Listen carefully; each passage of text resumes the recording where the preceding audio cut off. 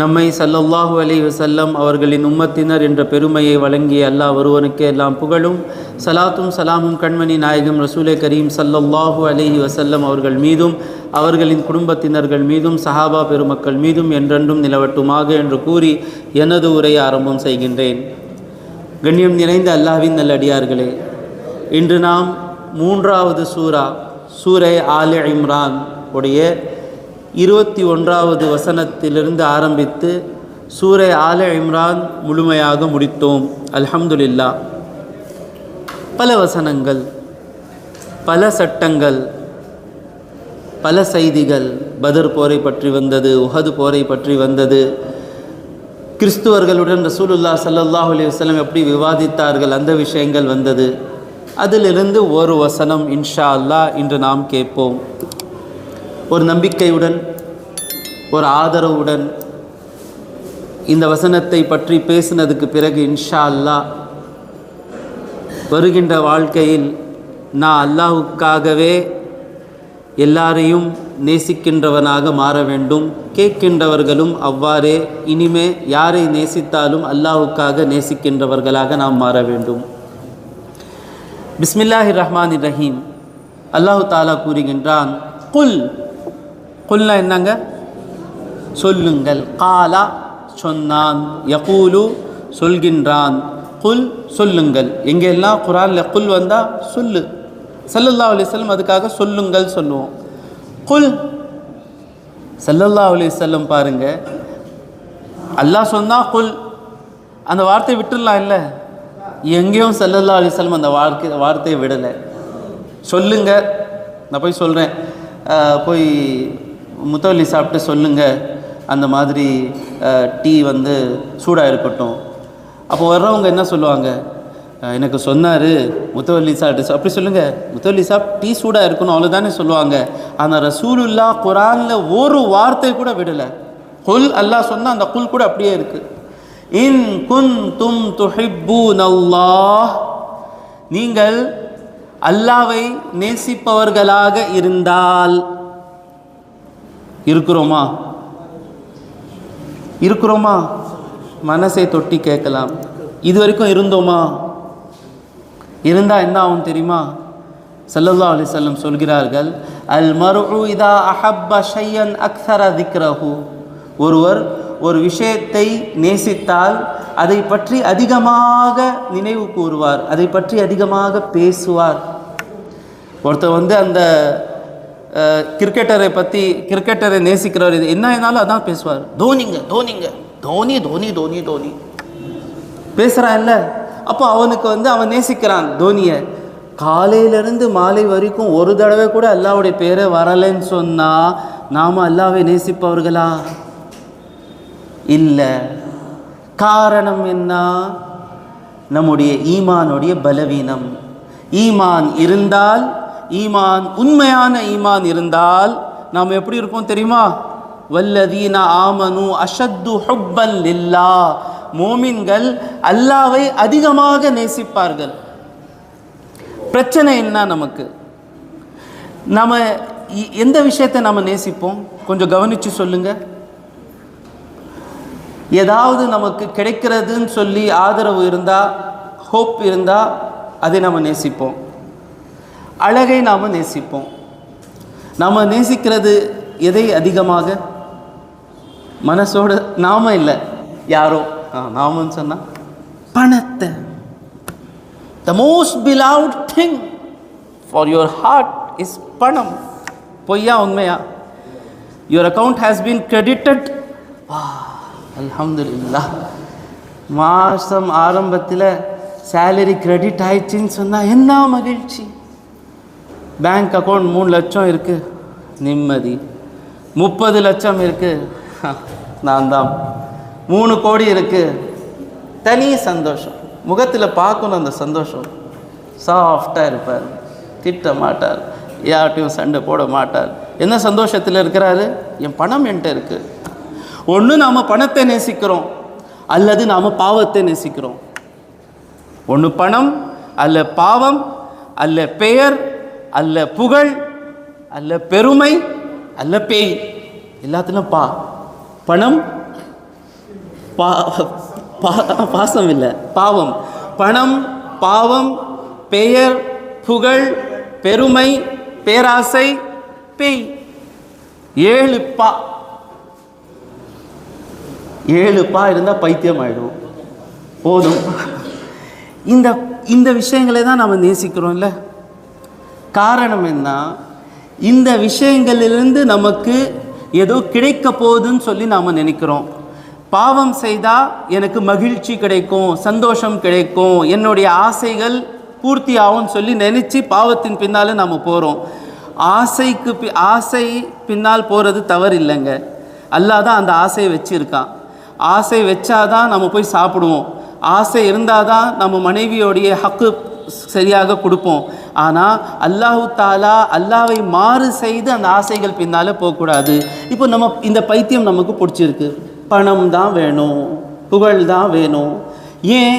பணத்தால் தான் எனக்கு எல்லாமே கிடைக்கிறது, புகழால் தான் எனக்கு கிடைக்கிறது, மக்கள் எனக்கு பாராட்டினாங்க தான் எனக்கு எல்லாமே கிடைக்கிறதுன்னு சொல்லி ஒரு பைத்தியம். கொஞ்சம் சிந்தித்து பார்க்கலாம். பணம் தான் எல்லாம் நினச்சிட்டு இருக்கோம் இல்லை? இப்போ நான் நிற்கிறேன். பணத்தால் எனக்கு கிடைத்தது என்ன? இந்த தொப்பி, இந்த மோதிரம், கண்ணாடி, ஜிப்பா, இந்த ஆடை, இந்த தொப்பி, இந்த கண்ணாடி, இந்த ஜிப்பா, இதான் எனக்கு பணத்தால் கிடைத்தது. பணம் எனக்கு கொடுக்க முடியாத விஷயங்கள் என்ன தெரியுமா? என் தலையில் இருக்கிற முடி. பணத்தால் வாங்க முடியுமா?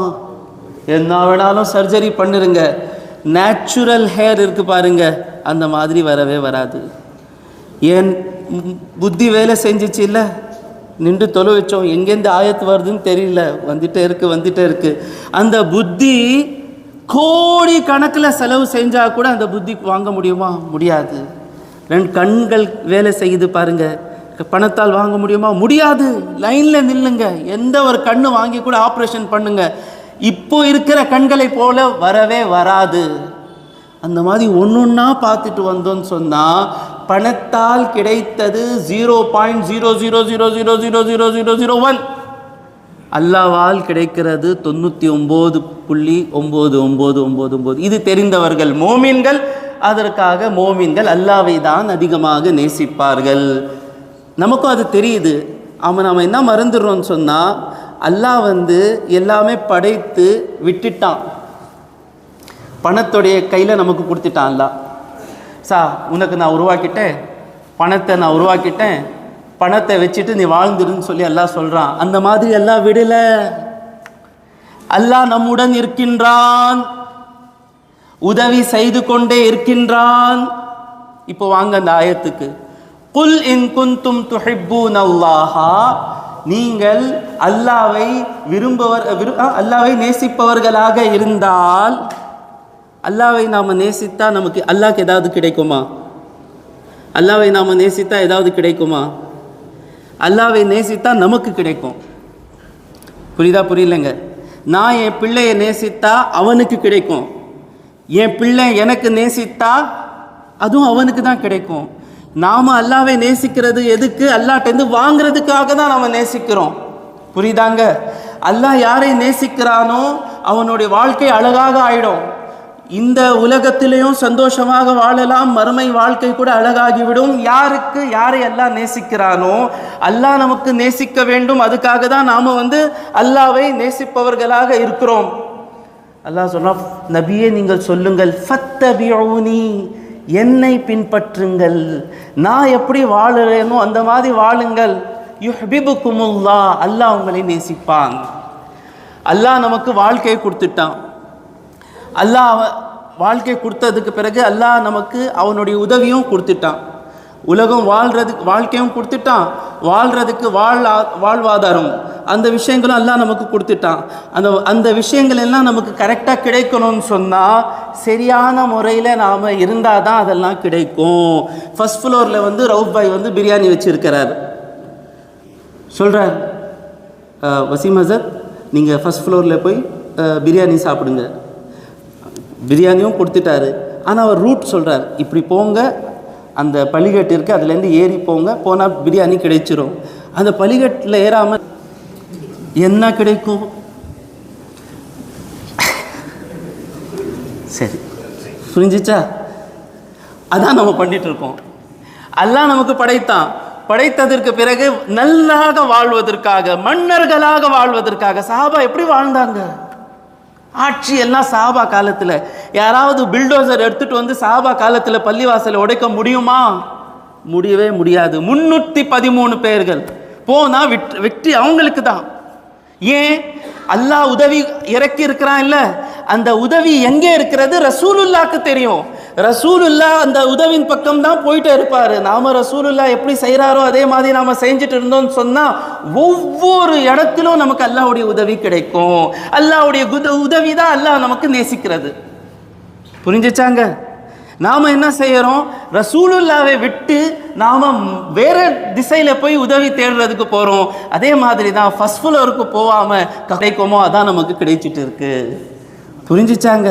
குல் இன் குன்தும் துஹிப்பூனல்லாஹ ஃபத்தபிஊனி யுஹ்பிபுகுமுல்லாஹ். அல்லாஹ் உங்களை நேசிப்பான். அல்லாஹ் நேசிப்பான் சொன்னா அல்லாஹ் நம்ம மீது கருணை காட்டுவான். அல்லாஹ் நமக்கு இந்த உலகத்தில் எது தேவையோ அது கொடுப்பான். மறுமையில நமக்கு எது தேவையோ அல்லாஹ் அது கொடுப்பான். புரிஞ்சிச்சா? சரி, அல்லாஹ் நமக்கு நேசிக்கிறதுக்கு ஆரம்பிச்சிட்டான். உதாரணம் என்ன? யக்ஃபிர் லகும் துனூபகும். உங்களுடைய பாவங்களை அல்லாஹ் மன்னிப்பான். எத்தனை விஷயங்கள் அல்லாஹ் சொல்லலாம். அல்லாஹ் யுஹ்பிபுகுமுல்லாஹ், அல்லாஹ் உங்களை நேசிப்பான். யுஅதீகுமுல் மாலா, உங்களை பணம் கொடுப்பான். உங்க நீண்ட ஆயுளை தருவான். உடல் ஆரோக்கியத்தை தருவான். இதெல்லாம் சொல்லாம எத்தனை விஷயங்களை நாம அது பெரிய அருளாக நினைச்சிட்டு இருக்கோமோ. என்ன வேணும்? நீண்ட ஆயுள் வேணும், கண்ணு வேணும், சுகர் இல்லாத வாழ்க்கை வேணும், அது வேணும், இது வேணும்னு சொல்லி நாம நினைச்சிட்டு இருக்கோம். அல்லாஹ் அந்த வார்த்தைகள் எதுவுமே, அந்த விஷயங்கள் எதுவுமே சொல்லல. அல்லாஹ் என்ன சொன்னா? யக்ஃபிர் லகும் துனூபகும், உங்களுடைய பாவங்களை மன்னிப்பான். அர்த்தம் என்ன? பாவங்கள் மன்னிக்கப்பட்டா எல்லா விஷயங்கள் கிடைச்சிரும். அல்லாஹ் மன்னிப்பான். பாவம் சொன்னா என்ன? அல்லாஹ் நமக்கு நேசிக்கிறானா இல்லையா? பயான் கேட்டதுக்கு பிறகு பாவ மன்னிப்பு தேடலான்னு சொல்லி மனசில் வந்துச்சின்னு சொன்னால், இந்த அல்லாஹ் பாவத்தை மன்னிக்கிறான்னு சொன்னால் நம்முடைய மனசில் பாவ மன்னிப்பு கேட்கணும்னு சொல்லி ஃபஸ்ட்டு போடுவான் அவன். பாவ மன்னிப்பு கேட்கணும்னு சொல்லி மனசில் வந்துச்சின்னு சொன்னால் இது அல்லாஹ் புறத்திலிருந்து வந்திருக்கு, பாவ மன்னிப்பு நடந்துச்சுன்னு நினச்சிக்குங்க. யக்ஃபிர் லகும் துனூபகும், உங்களுடைய அனைத்து பாவங்களையும் மன்னிப்பான். நாம் பாவங்களை விட்டா அவன் பாவங்களை மன்னிப்பான். நாம் பாவங்களை விட்ட உடனே நாம் என்னவா மாறிடுவோம்? சாபிரீனாக மாறிடுவோம். இன்னல்லாஹ யுஹிப்பு சாபிரீன், அல்லாஹ் பொறுமையாக இருக்கக்கூடியவர்களை நேசிக்கின்றான். நாம் பாவங்களை விட்டால் நல்லவர்களாக மாறிடுவோம். நல்லவர்களுக்கு என்ன சொல்லுவாங்க குர்ஆன்ல? முஹ்சினீன். இன்னல்லாஹ யுஹிப்புல் முஹ்சினீன், அல்லாஹ் நல்லவர்களை நேசிக்கின்றான். நாம் பாவங்களை விட்டால் நம்ம என்ன ஆகிடுவோம்? முத்தகீன்களாக மாறிடுவோம், அஞ்சு வாழ்கின்றவர்களாக மாறிடுவோம். அல்லாஹ் இன்னல்லாஹ யுஹிப்புல் முத்தகீன், அல்லாஹ்வை பயந்து வாழ்கின்றவர்களுக்கு நேசிக்கின்றான். பாண்ட் பேப்பர் எடுத்துகிட்டு வாங்க, 25 லட்சம் ரூபாய் பாண்ட் பேப்பர். காஸ்ட்லியான பாண்ட் பேப்பர் எவ்வளோங்க? सबसे महंगा बॉन्ड पेपर कितना? क्या भी ले लेको इंशाअल्लाह சைன் போட்டு தர்றேன். பாவங்களை விட்ட உடனே முதலாக கிடைக்கின்ற அல்லாஹ்வுடைய அருள் என்ன தெரியுமா? என்ன? வணக்கங்களில் ருசி கிடைக்கும். வணக்கங்கள் ருசியோடு வணங்கினாதான் அது வணக்கம். ஏதோ ஃபார்மாலிட்டி. சில பேர் ஒரு ஆயத்து வந்துச்சு, வைன்னஹா லகபீரத்துன் இல்லா அலல் ஹாஷியின். தொழுகை இருக்கிறது இல்லை, அந்த தொழுகை ரொம்ப பாரமாக இருக்கும். இல்லை ஹஸரத், நமக்கெல்லாம் தொழுகை பாரமாக இல்லையே. நம்முடைய தொழுகையோட நிலைமை என்ன இருக்குது? தராவியில் நின்றோம் 8:45. என்ன ஆயிடுச்சு? காலையில் நான் என்ன பண்ணேன்? கடைக்கு போனதுக்கு பிறகு அங்கே போனேன், அங்கே அது வரல 4000 ரூபாய். 5 லட்சம் கொடுக்குறது பதிலாக 4 அல்லாஹு அக்பர். இந்த தொழுகை நான் 8 மணி நேரம் தொழுவேன். எந்த ஒரு இதுவும் இல்லை, ஏசியில் நின்றுட்டு இருக்கோம், அப்புறம் போயிட்டு வந்தோமா. எந்த தொழுகை கஷ்டமாக இருக்கும்? கொஞ்சம் கூட சிந்தனை இங்கே எங்கே போகக்கூடாது. அல்லாஹ்வுக்கு முன்னாலே நான் நிற்கிறேன். ரசூலுல்லாஹ் சொல்லியிருக்கிறாங்க, மன் காம ரமதான ஈமானும் வஹ்திசாபா குஃபிர லஹு மா தகத்தம மின் தம்பிஹி. யார் ரமதானுடைய இரவுகளில் நின்று தொழுறானோ அவன் முன் செய்த பாவங்கள் எல்லாம் மன்னிக்கப்படும், என்னுடைய முன் செய்த பாவங்கள் மன்னிக்கப்படணும்னு சொல்லி நான் அல்லாஹ்வுக்கு முன்னாலே நான் நிற்கிறேன். சிந்தனை போன உடனே திருப்பி எடுத்துகிட்டு வரணும், சிந்தனை திரும்பின உடனே நாம் திருப்பி கொண்டு வரணும். இந்த மாதிரி தொழுது பாருங்க, தொழுகை பாரமாக தான் இருக்கும். ஃபஸ்ட்டு தொழுகை ராகத்தாக இருக்குது, அதான் சரி தள்ளி நில்லுங்க 1 மணி நேரம், இது தொழுகை இல்லை. இது அல்லாஹு அக்பர், மன்னிச்சுக்குங்க சொல்லிட்டார், இல்லை நன்றி செலுத்தணும், அல்லாஹுக்காக தொழணும், சிந்தனைகள் வரும். ஹசரத் நமக்கு அல்ஹம்துலில்லாஹ் எனக்கு குரான் புரியுது. ஹசரத் குரான் புரியலையே, குரான் புரியாவிட்டாலும் அல்லாஹ் நான் பாவம் செஞ்சுருக்கேன், உனக்கு முன்னாலே நான் நின்றுட்டு இருக்கேன், அல்லாஹ் கால் வலிக்குது, மன்னிச்சிரல்லா, அல்லாஹ் எனக்கு மன்னிச்சிரல்லா, அல்லாஹ் எனக்கு மன்னிச்சிரல்லா. அதே சிந்தனை வந்துட்டே இருக்கும். போக போக என்ன ஆகும் தெரியுமா, அவன் நேசிக்கிறதுக்கு ஆரம்பிச்சிடுவான். ஆஹா, அப்புறமா பாருங்க தொழுகை எப்படி இருக்க போகுதுன்னு சொல்லி. அல்லாஹ்வுடைய கையில் எல்லாமே இருக்கிறது.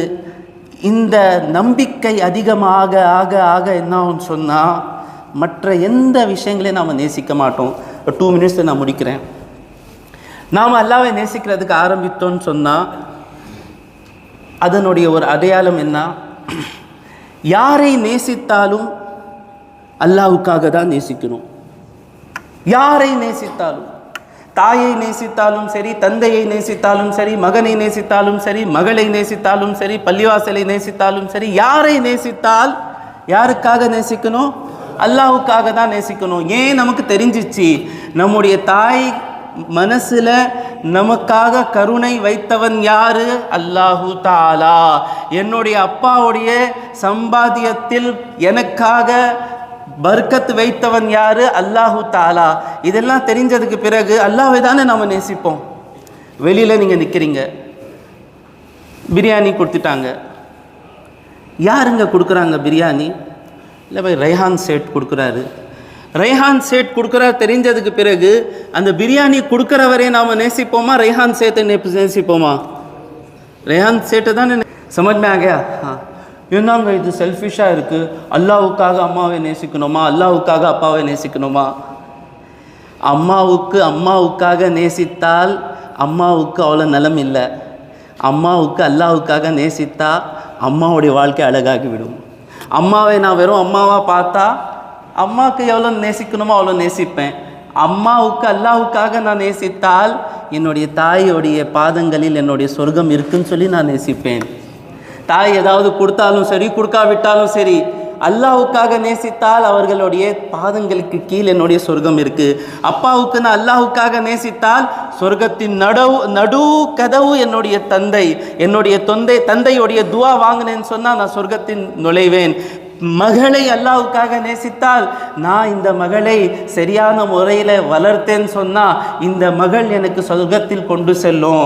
அப்போ நாம் இவர்களுக்கு எல்லாம் அல்லாஹ்வுக்காக நேசித்தால் இவங்களுக்கு நல்லது. புரிஞ்சுச்சாங்க? இன்ஷா அல்லாஹ், இன்ஷா அல்லாஹ். இனிமே நேசித்தால் யாருக்கு நேசிக்கணும், யாரை நேசித்தாலும் யாருக்காக நேசிக்கணும், இன்ஷா அல்லாஹ். அது நேசிச்சுக்கிட்டே இருக்கணும்னு சொன்னால் என்ன செய்யணும், ஃபத்தபிஊனி, ரசூலுல்லாவை பின்பற்ற வேண்டும். ரசூலுல்லா என்ன காலையிலிருந்து மாலை வரைக்கும் ரசூலுல்லா எது செய்தார்களோ அதே நாம் செய்ய வேண்டும். ரசூலுல்லா எது செய்யக்கூடாதுன்னு சொன்னாரோ அது நாம் செய்யக்கூடாது. ரசூலுல்லாவுடைய சின்ன சின்ன சுன்னத்துக்களை நாம் செய்யணும். நாம் அல்லாஹ்வுக்கு நேசிக்க முடியாது. ரசூலுல்லாவை நேசித்தால் அல்லாஹ்வை நேசிப்பதை போல் ஆகும். வாஹிரு தாவானா அல்ஹம்துலில்லாஹி ரப்பில் ஆலமீன்.